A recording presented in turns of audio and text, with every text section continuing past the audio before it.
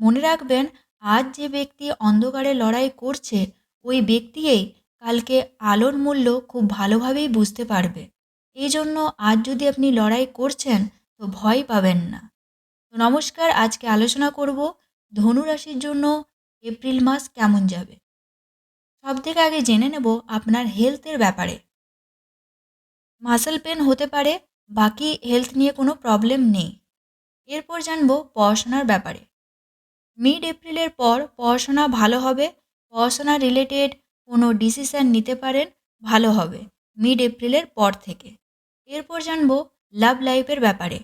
আপনি যার সাথে লাভ রিলেশনে আছেন তার মধ্যে রাগ দেখা যাবে, এই দিকটা আপনাকে ধ্যান দিতে হবে, আপনাকে কম্প্রোমাইজ করতে হবে।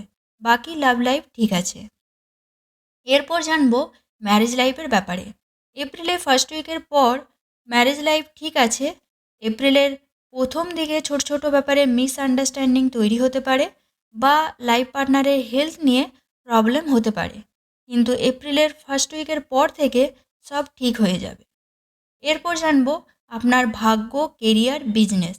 মিড এপ্রিলের পর ভাগ্য আপনার সাথ দেবে।